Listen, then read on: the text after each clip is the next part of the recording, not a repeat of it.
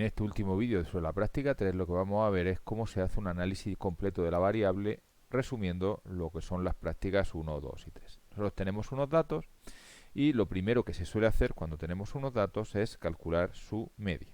Entonces vamos a llamar m a la media de los datos, que nos va a permitir hacernos una idea de más o menos cuánto valen los datos. Los datos están alrededor de 2.019. Lo siguiente que se hace es se calcula su varianza, vamos a llamar v, igual a la varianza de los datos, aunque ese dato normalmente no es tan interesante, pero se deja por si acaso, y luego se calcula la desviación típica, que lo podemos calcular o bien como la raíz cuadrada de la varianza, o bien con la fórmula, con el comando sd. Y lo que debemos de interpretar es que la mayor parte de los datos van a estar entre 2,019 más menos 0,35. Una vez que eso lo tenemos claro, lo siguiente que hacemos es coger y hacer el histograma de los datos, que nos dice más o menos cómo están esos datos. Alrededor de 3 y pico. Si no nos gusta el dibujo, a mí por ejemplo me parece que tiene demasiados cortes, demasiado pocos cortes, aquí me está dividiendo en 1, 2, 3, 4, 5, 6, 7, 8, 9 trozos. Yo puedo cambiarlo un poquito y decir cuántos cortes quiero. Brex igual a, por ejemplo, hemos dicho 9 poco, pues vamos a hacer 20 cortes para ver un poco mejor nuestro histograma.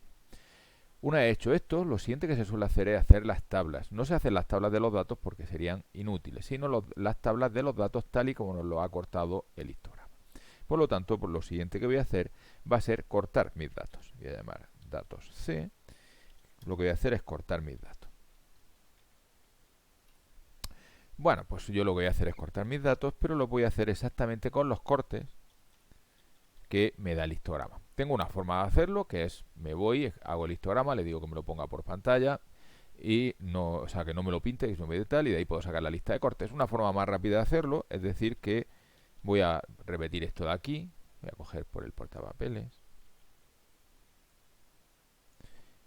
Si queréis, podéis incluso decir que esta vez no queréis que lo dibuje, para el caso va a dar igual, pero que lo que queréis es quedaros con los cortes que haya hecho el histograma, con cuyo motivo estamos seguros que nos quedamos exactamente igual con los cortes, exactamente los mismos que haya hecho el histograma.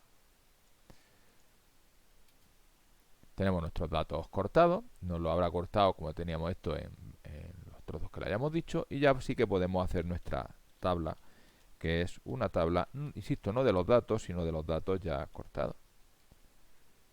Si ponemos nuestra tabla por pantalla, pues vemos aquí nuestra tabla cortada en los trozos que hemos dicho, la que nos dice que aquí lo que tendríamos pues sería un dato en el primer trozo, 5 en el segundo, 20 en el tercero, etc. A partir de esta tabla ya sabemos que podemos hacer las dos tablas, o sea, las otras tablas, podemos hacer la tabla dividido por el número de datos para tener la de frecuencias relativas, por ejemplo, pues partiendo por, yo que sé, por ejemplo, por la suma de la tabla. Aquí tenemos nuestra tabla de frecuencias relativas. Podemos hacer la tabla de frecuencias acumuladas, haciendo sin más que el consum de la tabla. Y podemos también hacer el consum de la tabla partido por el número de datos para tener ese consum sum de la tabla, para tenerlo en porcentajes, y ya sabéis que al final pues va a empezar y va a llegar hasta el 100%. Por supuesto, cualquiera de estas se puede dibujar. Si dibujamos la primera, el dibujo que nos va a salir es esencialmente el mismo que nuestro histograma. Vamos a hacerlo. Bar plot de la tabla.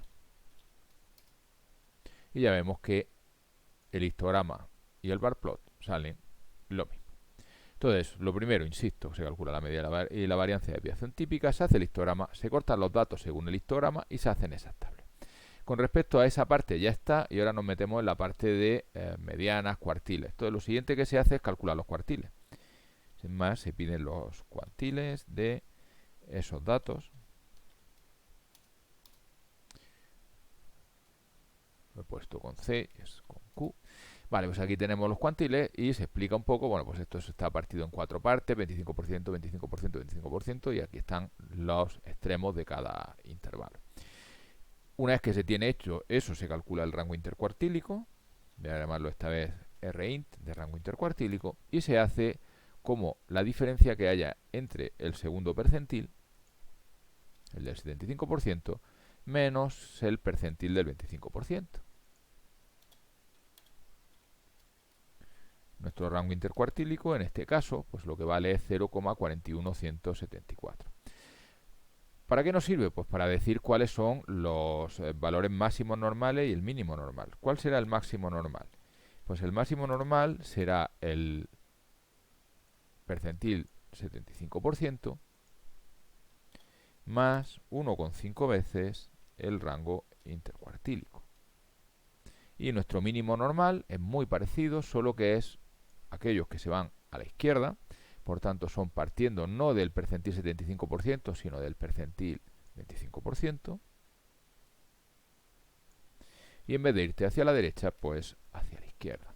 Y lo último que nos queda por hacer es decir cuáles son los atípicos. Pues atípicos serán aquellos datos que sean menores que el mínimo normal o que sean mayores que el aquí esto lo he hecho alguna tontería, estoy viendo algunos errores, perdonad. Voy a volver a poner el máximo normal. Hice esto y como hice copy y paste, pues no le puse mínimo normal. Bueno, pues lo que os decía sobre atípicos, pues se consideran atípicos, serán dentro de los datos aquellos datos que sean menores que el mínimo normal o aquellos datos que sean mayores que el máximo normal. Y aquí tendríamos nuestros atípicos. Lo último que se hace es dibujar el boxplot.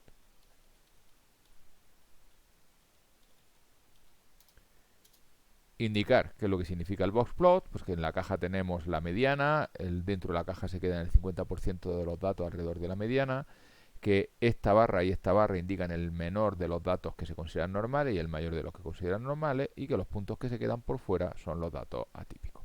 Si tenemos curiosidad de si lo hemos hecho bien, podemos coger y volver a repetir nuestro boxplot de los datos, pero sin dibujarlo. Y nos va a salir que las marcas de aquí, esta parte de aquí, pues se corresponderían con lo que serían los 3 de en medio son los 3 percentiles que teníamos, 1,8, 2, 2,12, pues si lo veis aquí, 1,8, 2, 2,12, que estos serían el mínimo normal y el máximo normal, y que los que son atípicos, pues son estos de aquí, que coincidirían con nuestros atípicos. Y eso es lo que consiste en hacer un repaso, o sea, un análisis de una variable de estas continua, mínima, varianza de desviación típica, hacer el histograma, cortar con respecto a los mismos cortes que el histograma, hacer las 4 tablas, la tabla de frecuencia, acordaos siempre de los datos cortados, la tabla de relativa, la tabla de acumulada, la de acumulada relativa, y una vez que está hecho eso, hacer el bar plot de la tabla para ver que coincide con el histograma, y luego ir a los cuantiles, calcular los cuantiles, partir en 4 trozos, calcular el rango intercuartílico, calcular el máximo normal y el mínimo normal, calcular los atípicos, dibujar el boxplot y comprobar que coincide con lo que habíamos hecho nosotros antes. Y con eso pues terminamos este vídeo.